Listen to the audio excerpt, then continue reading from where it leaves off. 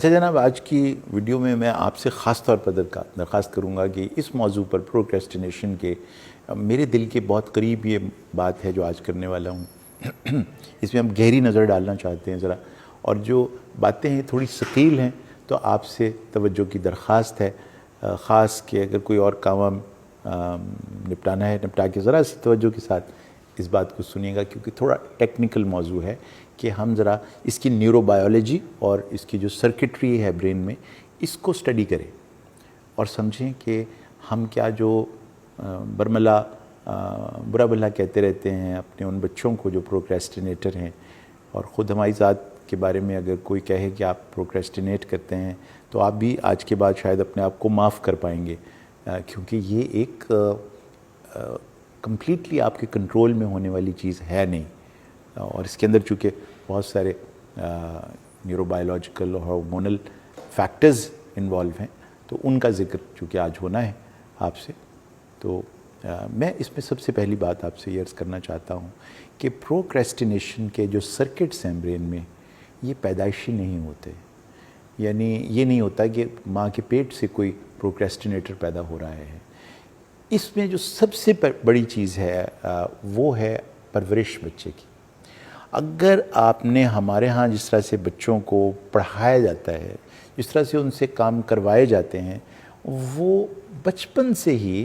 ان کی learning in کے لیے پلیجر کا سامان نہیں ہوتی، بلکہ اس کے ساتھ کوئی رسک اٹیچ ہوتا ہے۔ یعنی اگر آپ یہ کام نہیں کریں گے تو آپ فیل ہو جائیں گے، اگر ایسا نہ ہوا تو مس ڈانٹیں گی، اگر یہ کام آپ نے مکمل نہ کیا تو ابو کی ڈانٹ پڑے گی۔ خیر کچھ مائیں تو ہماری امی کی طرح تھیں جو کہ وہ ابو کا انتظار تو کرتی نہیں تھی، ان کو تو خود ہی پتا تھا کہ مجھے کیا کرنا ہے اس کے ساتھ،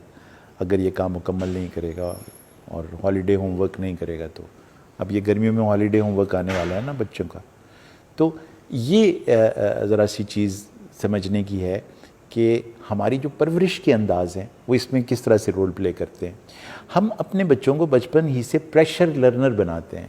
یعنی ان کا امتحان منڈے کو ہوتا ہے، منڈے کی صبح کو، تو اب آپ جمعے کو جب سکول سے آئے تو آپ کو بتا دیا گیا کہ منڈے کی صبح آپ کا ایک ٹیسٹ ہونے والا ہے۔ اب آپ کا سیٹرڈے سنڈے برباد، کیونکہ ماں باپ بہن بھائی سب آپ کو بار بار یاد کرا رہے ہیں تمہارا امتحان ہے منڈے کو۔ یعنی اب وہ جس سیٹرڈے اور سنڈے کے لیے وہ بچہ پورا ہفتہ انتظار کر رہا تھا وہ تو گیا۔ اب وہ فٹ بال کھیلنے لگے گا، تمہارا ٹیسٹ ہے، وہ ٹی وی دیکھنے لگے گا، تمہارا ٹیسٹ ہے، وہ کوئی موبائل پہ کوئی چیز دیکھنے لگے گا، آپ سے کوئی فرمائش کرے گا مجھے باہر لے جائیں، مجھے کچھ کھانے کا، اگلے ہفتے کریں گے، اس ہفتے تمہارا ٹیسٹ ہے۔ آپ دیکھیے کیا ایسوسیشن آپ نے پیدا کی ہے، ان پلیزنٹ ایسوسیشن پیدا کی ہے آپ نے اس امتحان کے ساتھ اس بچے کے اندر پڑھائی کے حوالے سے۔ یہ جو پریشر لرنر ہے، یہ جس کو میں بے عزتی لرنر کہتا ہوں، یا اسے کہتے ہیں کہ یہ وہ بچے ہیں جن کو ہم نے پڑھائی کے حوالے سے ہمیشہ لعنت ملامت کی ہے، یعنی پڑھائی، امتحان، سیکھنا، یاد کرنا چیزوں کا، ان کا تعلق لعنت ملامت سے ہے۔ تو یہ جو خوف زدہ ایک بچہ ہے وہ جیسے جیسے بڑا ہوتا رہتا ہے تو وہ اس چیز کے بارے میں جسے لرننگ کہتے ہیں یا سیکھنا کہتے ہیں، کانسٹنٹلی ایک فیئر اور ایک انگزائٹی کا شکار ہو جاتا ہے۔ اور اب یاد کیجئے گا جو میں نے آپ سے بات کی تھی کہ وہ جب آپ پروکریسٹینیشن شروع کرتے ہیں نا تو اس میں اصل کام کے بارے میں ایک ان پلیزنٹ ایموشن موجود ہے کہ جب میں پڑھنے لگوں گا تو اس کی ایسوسیشن کسی مار، کسی لعنت، کسی پریشر، کسی ملامت کے ساتھ جڑی ہوئی ہے۔ تو آپ وہ چیزیں تو نہیں کرنا چاہتے نا جو کسی ان پلیزنٹ چیز کے ساتھ جڑے ہوئے ہوں۔ تو دیکھا آپ نے، اور یہ بیج کب بویا گیا تھا؟ بچپن میں، جس وقت اس بچے کی پرورش ہو رہی تھی۔ تو یہ جو ایک پہلو ہے، یہ پہلی وجہ ہے۔ میں آپ سے عرض کروں، جب یہ ایسے ہونے لگتا ہے تو برین میں جن ایریاز میں لرننگ سٹور ہو رہی ہے ان کو ہم کہتے ہیں ہپوکیمپل فارمیشن، یعنی کہ وہ دماغ کا ایک خاص خانہ ہے جہاں پر لانگ ٹرم میموری ٹریسز بنتے ہیں۔ تو وہاں پر دو چیزیں اب یہ عجیب سی بات ہے کہ وہ جو ہمارا لمبک سسٹم ہے، وہاں جہاں پر یہ ہپوکیمپل فارمیشن ہے جو یاد کرتی ہے، یہی ہمارے جذبات کا اور ایموشنز کا خانہ بھی ہے۔ تو صرف انفارمیشن نہیں سٹور ہو رہی وہاں پر، دو چیزیں سٹور ہو رہی ہیں، انفارمیشن اور جو کیفیت یا وہ جو پین یا وہ جو بے عزتی یا جو ان پلیزنٹنس اور فیئر، اس کے ساتھ دونوں چیزیں جڑ کے ریکارڈ ہو گئیں، اور اس کو ریکال کرنے میں، اس کو لیو کرنے میں اب یہ جو معاملہ بن گیا ہے، یہ بنیاد بن جائے گا بڑے ہو کر پروکریسٹینیٹر ہونے میں۔ تو وہ بچہ پھر یہی کہے گا نا کہ امی اچھا میں آج ہفتے کے دن میں تھوڑا سا جو کورس ہے سنڈے کو کر لوں گا، اس طرح سے شروع ہوگا۔ اچھا آپ بھی کہیں گے ہاں اچھا پورا دن ہے، اچھا چلو تم کھیل لو، پھر شام کو نہیں کھیلنا، بالکل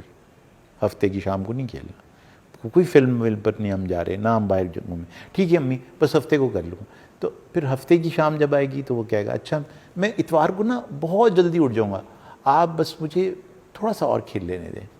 ہفتے والے دن، تو پھر میں صبح صبح کر لوں گا۔ دیکھا پوسٹ پونمنٹ کیسے سیکھ رہا ہے۔ اچھا اور کروا کون رہا ہے؟ چلیں اس بارے میں ہم خاموش ہیں کہ کون کروا رہا ہے۔ تو یہ ایک پہلو ہے پرورش پروکریسٹینیشن کے طرف۔ دوسرا پہلو، باقاعدہ طور پر جو لوگ کلینکلی ڈپریسڈ ہوتے ہیں ان کی پرابلم یہ ہوتی ہے کہ ڈپریشن کا ایک بہت بڑا پہلو آپ کا اپنی نظر میں جو عزت نفس ہے، جو آپ کی اپنے بارے میں رائے ہے، وہ منفی ہوتی ہے، یعنی آپ اپنے بارے میں پازیٹیو سوچتے ہی نہیں، نتیجتاً آپ ایسے کام کرنا شروع کر دیتے ہیں جن سے آپ کی بے عزتی ہو، یعنی آپ اس طرح کے بہت سارے عمل دہرائیں گے جن کے نتیجے میں فیلئر ہو، یعنی you are investing in your failure, you are investing in your disaster. یہ ہے ڈپریشن، انسان اپنے نقصان کرنے کا پورا سامان تیار کرتا ہے ڈپریشن۔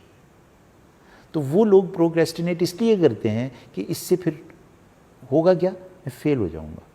اچھا ہوگا نا، تمہارے ساتھ یہی ہونا چاہیے۔ تو ڈپریشن ایک وجہ ہے پروکریسٹینیشن کی۔ اسی طرح سے بعض لوگ جو ہیں وہ